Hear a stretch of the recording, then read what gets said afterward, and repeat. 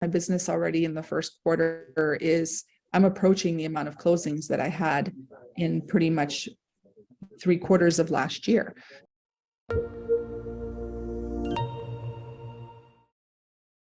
So my name is Dee Dee Rasmussen. I actually just opened up my own independent brokerage with my husband called Gemba Real Estate.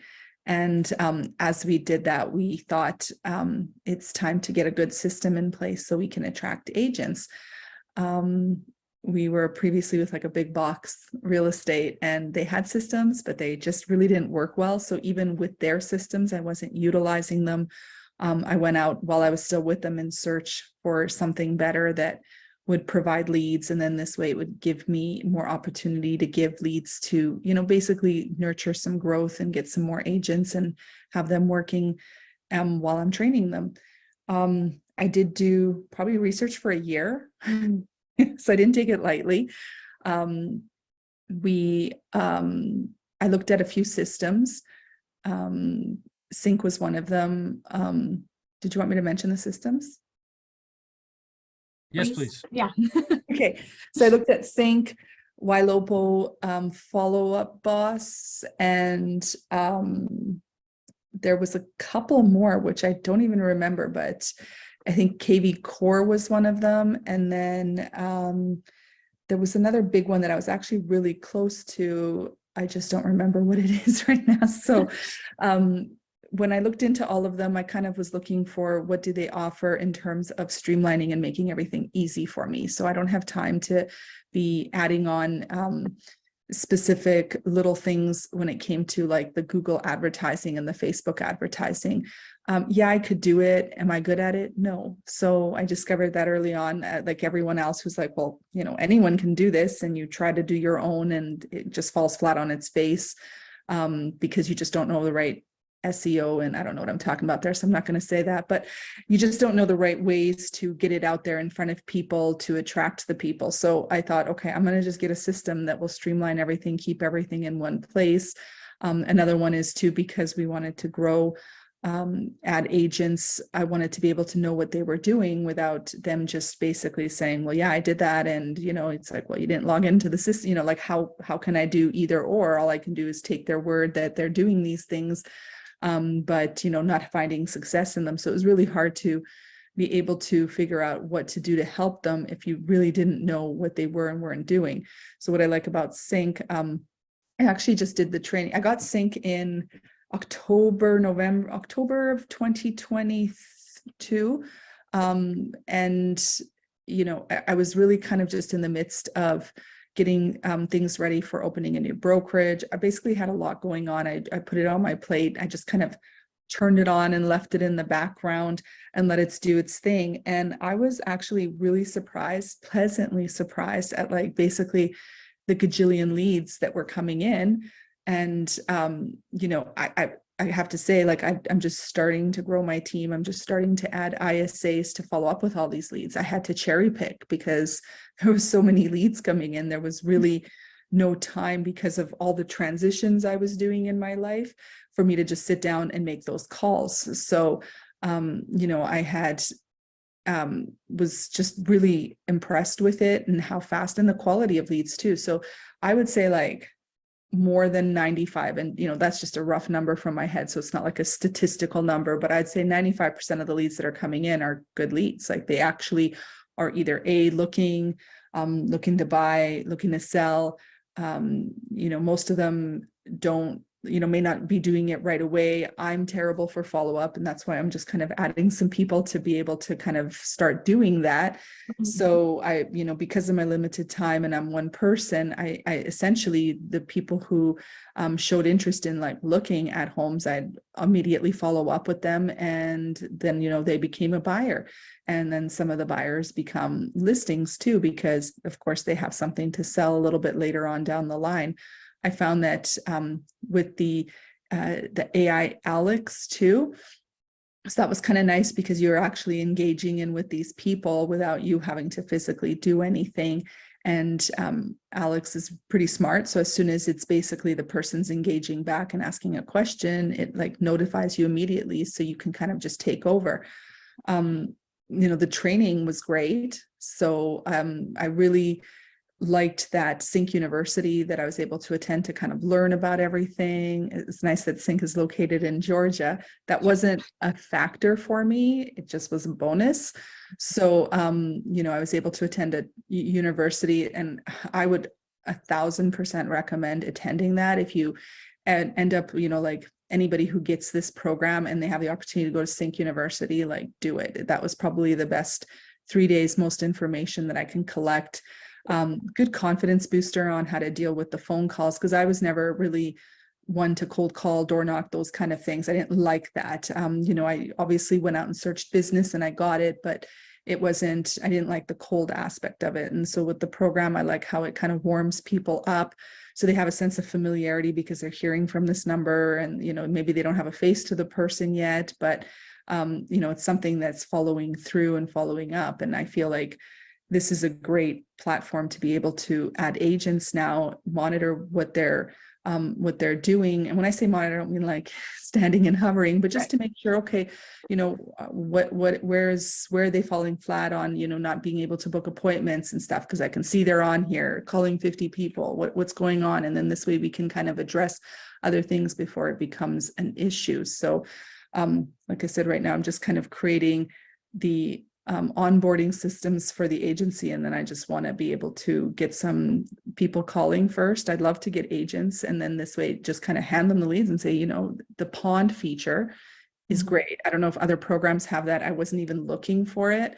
And when I discovered it at CINC, because I didn't even know it existed, I thought this is a great way to actually foster a team environment where agents don't feel like, well, I did all the work and I went on a holiday and so closed, and I got to give them, 50% of my check. No, the pond kind of helps so that, you've got several people nurturing at different times, the client, so that the client can, still kind of hear from you and develop a relationship. And it doesn't have to necessarily be done by one person relationship. But I feel like it's a good, fair system, because if you're doing a round robin, for example, which I think most systems will offer the round robin, once that agent picks it up, and if they don't feel like following up with that person, or they just didn't connect or click, that's it. It's a dead lead after that, because the agent can't nurture it. But with this pond system, you can leave it in the pond until someone actually truly has like a face-to-face meeting and starts nurturing a relationship. And then those who helped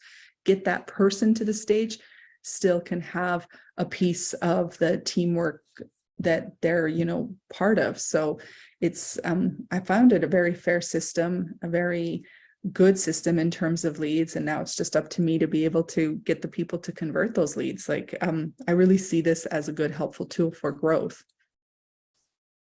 And that's interesting on the pond that you're talking about there. Can you kind of speak to, I guess, before utilizing or life before the pond feature, like what were some of the problems there? And then I guess how that's changed since you've rolled out the pond feature to your team.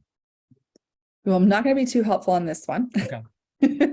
Only because I don't really have, I'm just starting to build agents now, but I can tell you from past experience of agents, when you're delegating, or not delegating, I guess, but you're assigning them a client to nurture and work with, it doesn't work out. Compatibility issues, maybe timing issues, just those kind of things. That person is their client, and then that's it. And, you end up losing the client, you lose kind of everybody.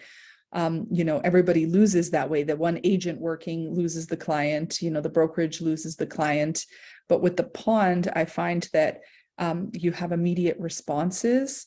So when somebody is, not quite ready to, I want to start looking at homes and needs a little bit of nurturing, the system kind of notifies you when the person's on, the behavioral message showing that, hey, there's this person just logged in, this person's taken a look again. So if you leave that person in the pond because nobody's developed a relationship with them, anyone who's available can get in there and kind of start talking to them, keep nurturing that relationship until the one agent, is able to pick them up and actually start showing them homes. I feel that it fosters the teamwork when agents know ahead of time that it's not just their lead. It's not their turn at the round robin. It's not fair. This person seems to be getting a lot more leads than me because that person's staring at their phone all day. So they're taking all the leads on the round robin. But with the pond, it gives the opportunity to have several people nurture the lead and be involved in the process. And then, like I said, foster that kind of teamwork feeling versus the competitive nature of, that person's getting it all. And, most people have that mentality that if somebody else is getting everything, that means it's not fair, but truly it's because somebody else is probably more available or working it a little bit harder. And you can't really pin one person against the other. So the pond kind of leaves the accountability on the agent. If the agent wants to take that call and get in there right away, that's up to them. If somebody else is taking it, then maybe that agent has to just delegate their time blocking skills a little bit better to be able to pick up more of the leads from the pond. That was very helpful. Sorry, like I said, I don't right now have, like, I'm just currently, I have like one agent that's part-time that's kind of interested in getting involved in this. So, I'll be hopefully another one. We're going to be speaking with somebody who's not an agent, but has interest in possibly doing the calls, inside sales. His mom is an agent, so we'll try to bring her in.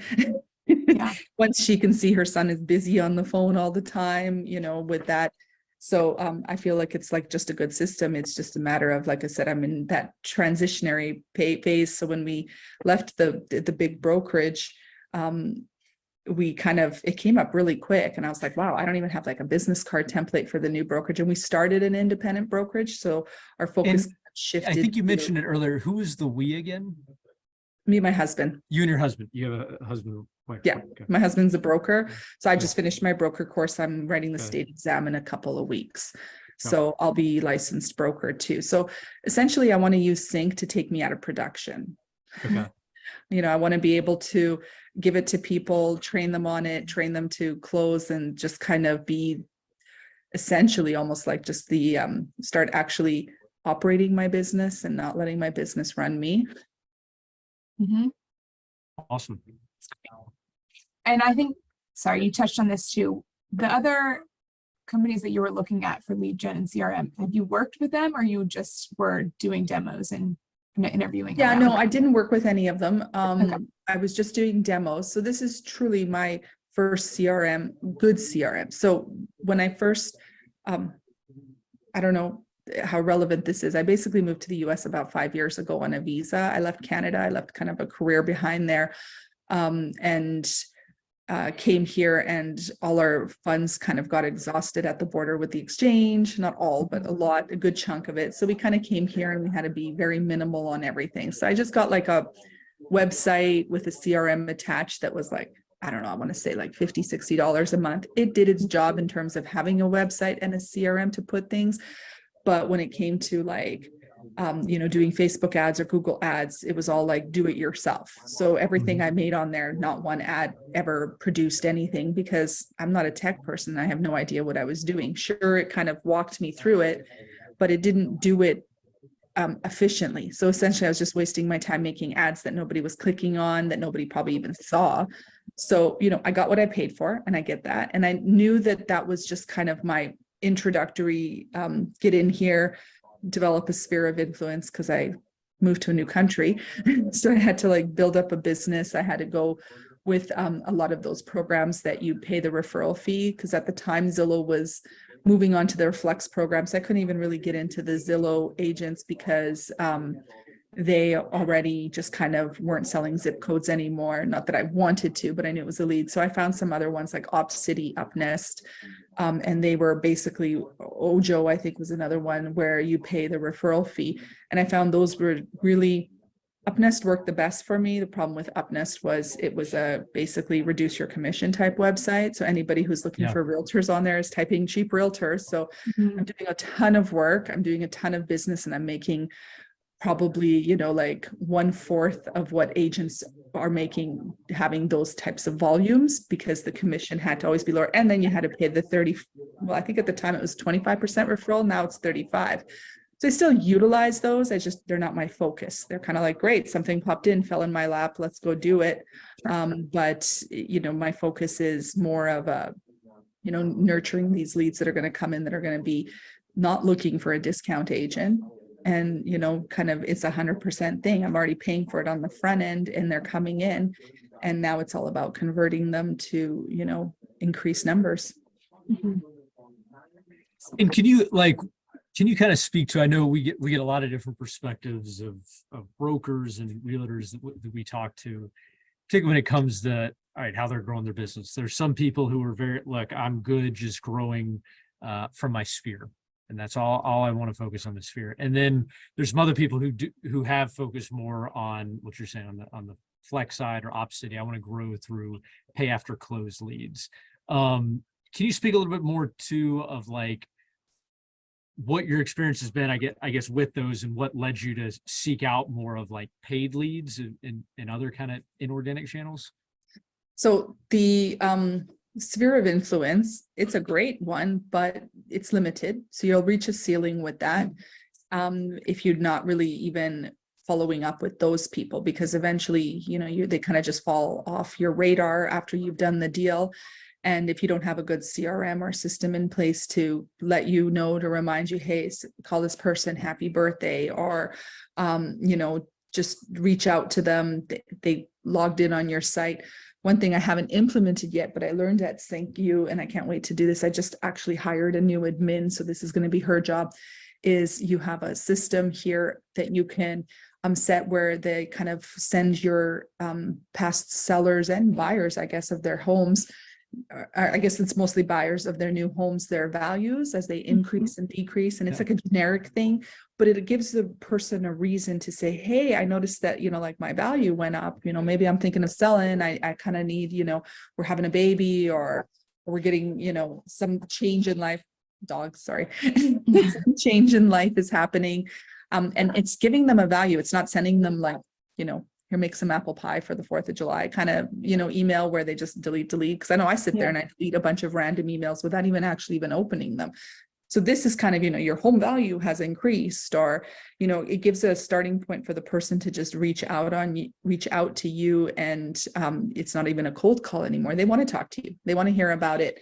Maybe it's not about them. They got that home value. They look at it. They're like, oh yeah, cool. My house is going up in value.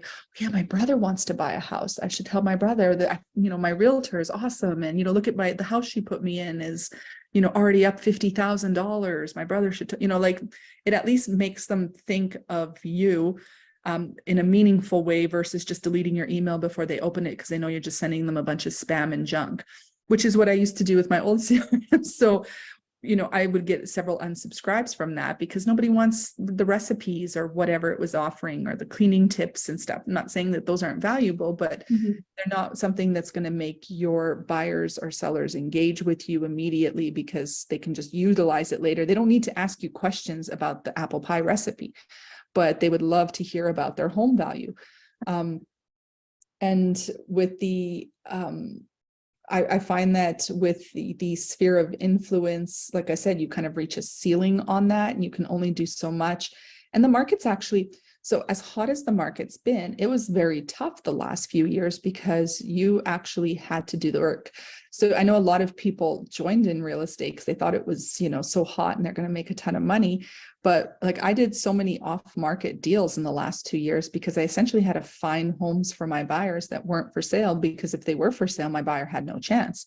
They didn't have the cash. They didn't have 100,000 above the list price cash. They just couldn't compete.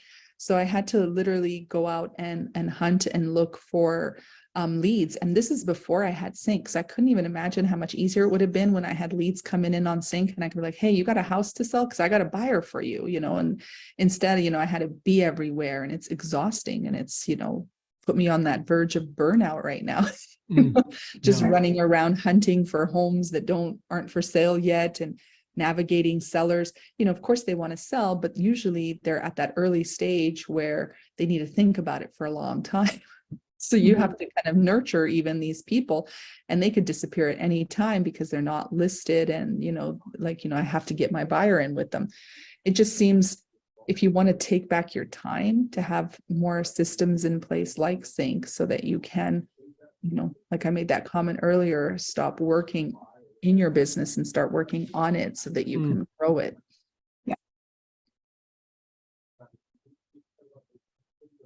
Sorry, look through the rest of the list. That's fine. No, Didi, this is great. Yeah. I'm also curious, just, I know it's been since October. Even if it's not a closed deal so far, like, do you have any success story anecdotes or anything that's kind of changed your business since bringing on Sync? I feel like I just have more leads that I don't have to chase that have come to me. Okay. So I feel like, it's added definitely to it. My business already in the first quarter I'm approaching the amount of closings that I had in pretty much 3/4 of last year. So it's already In the first Mhm, 4 months of this year? mhm. So Wow. it's Awesome. actually, and there's only still, like I said, me. So I can even imagine if I had like 5 or 10 other people working these leads, like it would just be phenomenal. So, the toughest part for me is taking myself out of production to be able to Yeah. train people, because I also pay the bills. Mhm. Yeah. So, if I stop producing to focus on agent training to get them producing, I'm losing 3 months of something. So realistically, it's just more of being able to kind of wear multiple hats to kind of get the systems going. I know it's going to be, like I said, I hired on somebody else. It's going to start May 1st. That person's focus is going to be kind of coordinating and organizing things so that we can bring on new agents, so that we actually have an onboarding system, so that we have a training system, an ISA, not even ISA, but just even training the agents on how to make the calls. Like, why not just start doing that? It gives them some sense of they're doing something.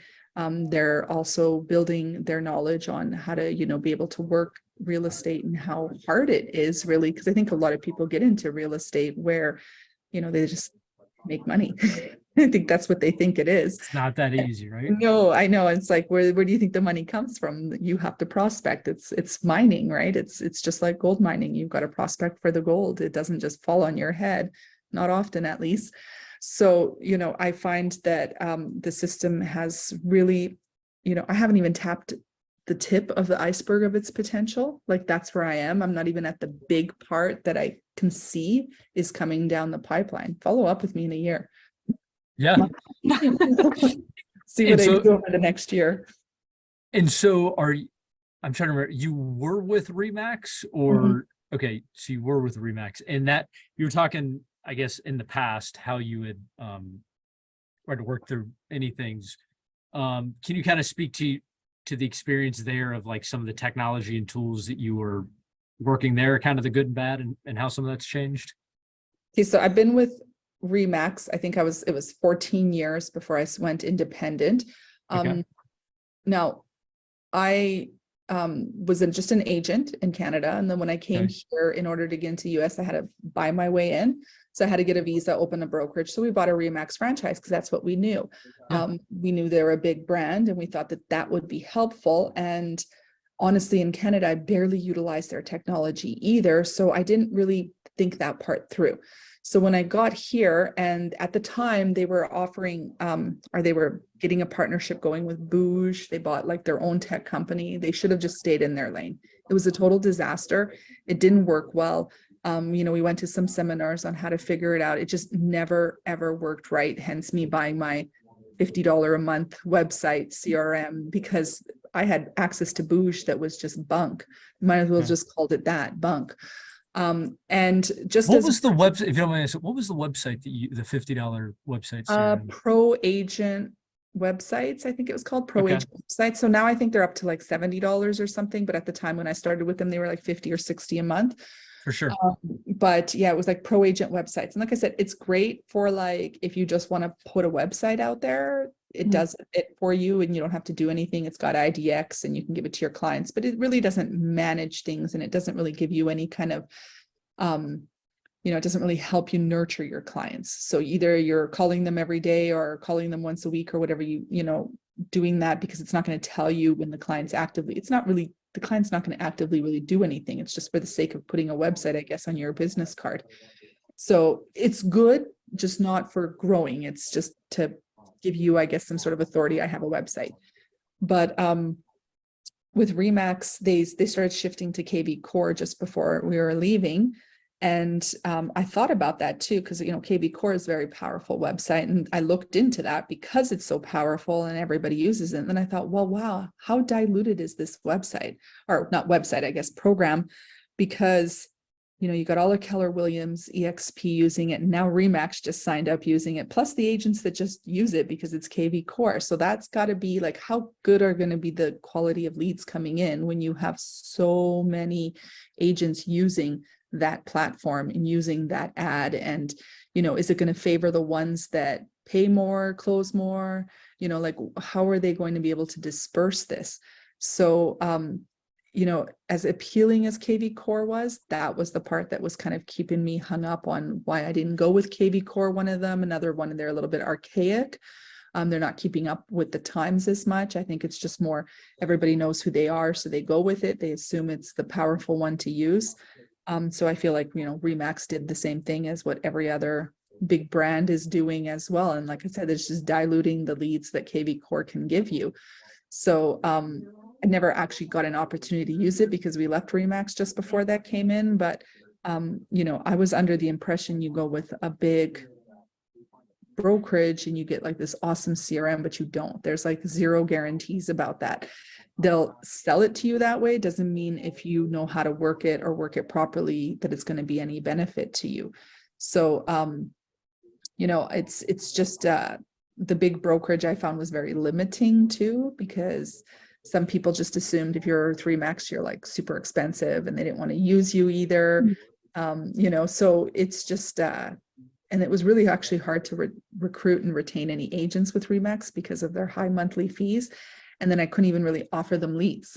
Like the systems they had didn't give me any leads. The only leads I ever got from Remax the entire time we were with them for the last 5 years as a broker owners were rentals.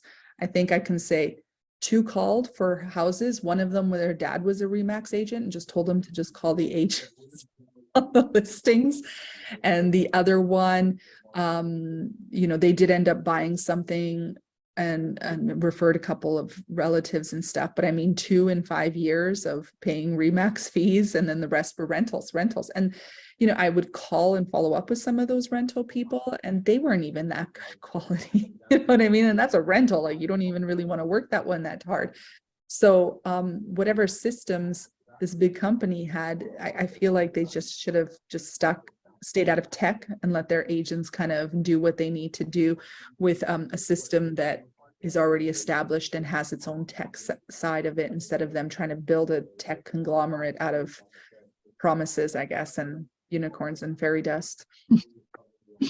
Yeah, that's great. One other thing,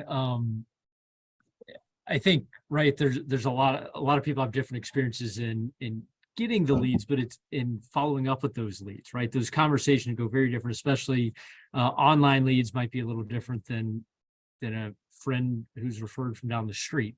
Can you kind of speak to, you've done this for 14 years now, and it sounds like your challenge is you're so good at production right now, like getting you out of production is a challenge. I'd imagine you've learned some things along the way. Like, what have you found work well for you in terms of following up with a lead that's never spoken to you before? Just to not make it about me. So really find out what it is that they need versus what they're looking for. So, some of the leads, people click on a $6 million listing. Can they really afford a $6 million listing? I have no idea who I'm calling. Are they just curious to see what the house looks like? I don't know. But why not just kind of, hey, what prompts you to look? What are you looking at? Oh, we're just checking out this and this and that. And then kind of following through what's going on in their life, what's happening. They're looking at real estate. So whether they're starting at a 6 million, there's some sort of level of interest in real estate happening with them. Otherwise, I look at like my 17-year-old son, he'll never look at real estate. There's zero interest. And I get it, he's 17 and stuff, but you know what I mean? Like, people don't look at real estate if that's not what's on their mind. So there's always something that you can get out of that conversation. Oh, I just saw this house, it's cool, this and that. We're thinking of buying something, not 6 million, but we're thinking it's maybe time to like upsize a little bit. And this one just kind of caught my eye, but realistically, my budget's like 700. And, and then you kind of just start getting more conversations out of it. And it's just kind of, like I said, what finding out what prompted them to look, then finding out kind of what's going on in their life. Did they just get married? Did they have their fourth baby?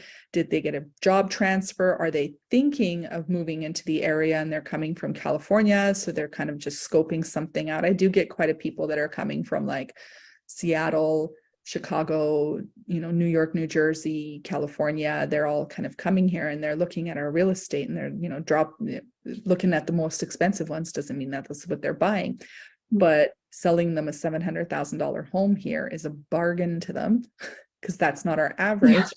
And 700,000 in Illinois, I think it's a shanty shack or something. I don't even know if it's land in California. So, like you just can kind of develop a little level of interest. And sometimes, the people will have an agent that was assigned to them from their transfer of work, maybe like, whatever agents do those I think it's Berkshire Hathaway, most companies use, but they haven't really had any engagement with them because they're still so far out. So it's good to kind of just start building up and showing value and kind of talking to them, and Sync will help you kind of prompt you to remind you like, hey, it's been 14 days since you talked to them. You should reach out and see how they're doing and see where they're at. So it gives you those nice reminders to be able to stay on top of, just even reaching out to them with a quick text or hello kind of, or, hey, I came across this property and I thought of you, what's going on?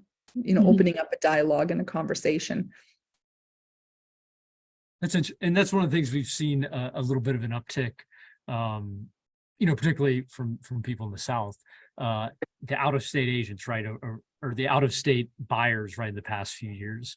How do you find, like in your experience, I guess, what have you found has worked there that's a little bit different than somebody moving from Roswell to Alpharetta? Their level of motivation. So they seem to, they're now coming to the area. Real estate is cheap for them, for specific type of from people coming from specific states. So their level of motivation to get into something is fairly quick. And they hear that Georgia is cheap. I use that loosely, cheap, but they hear that. And so they think, oh, well, I'll take my time. And then they quickly find out that it's like a moving market that moves just as quick as the markets that they're coming from. So them, because they were just in those types of markets, they tend to actually do things quicker versus someone who's like going from Roswell to Alpharetta.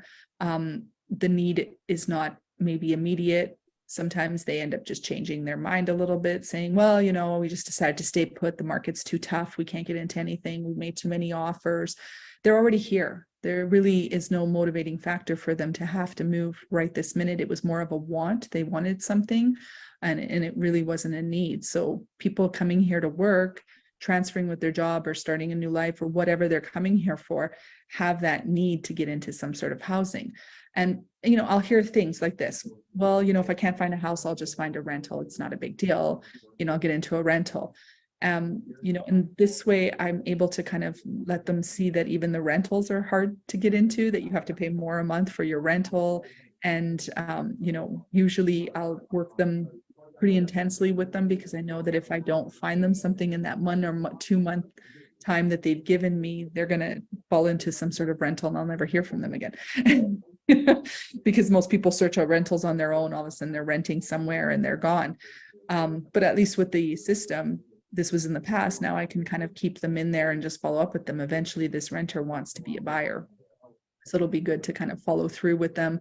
But, Sync has all those categories that you can categorize where people are in their stage, what they're doing, and then nurture them accordingly. Because if somebody just signed a 1-year lease and dropped into a rental, do I need to call them every single week? Probably not. Sync is kind of smart that way. It'll say, hey, it's been 60 days, reach out, say something to them or whatever, right? Just to kind of touch base with them, especially when they start getting 3 to 4 months near the end of their lease. That's probably, most renters think, well, I'll just start looking because my lease is up next month. And then don't realize that it's such a hot market that there's no way that they're going to get into a property. So with Sync, I can follow their timelines and be able to get in front of them maybe within 6 months of them starting, just letting them know it's time to start getting prepared, what to do, keep kind of providing them value of that I'm thinking about you and I remember you and let's go find you something. Maybe the market's a little different. here's where we're at now. Once again, giving me opportunity to open up dialogue and communication with them, especially with the increasing interest rates. So, this way, when I'm getting those interest rate objections and we're just going to go find a rental until the interest rates are down, I can kind of be able to show them by, like I said, follow up with them as they'll still see over the next, they think that interest rates are going to be 3% in a year, and after a year they're not. And then I can follow up with them and be like, so how much did you spend on rent? That's still more money than interest. So I'm yet to meet a landlord that's going to give that back to you when you move. At least in your house, you would have built equity, you would have made some payments towards the principal, and you would have walked away with some money over the last year, but you sat in a rental. So it kind of gives me CINC, like I said, keeps me following through with them through the different stages, so that if they weren't quite ready at the time, I can at least nurture them over a year now and follow their rental lease. And then in a year, convince them why it's a good thing to own a home. Especially the people who think the market's ready to crash and burn. Like, nobody's selling.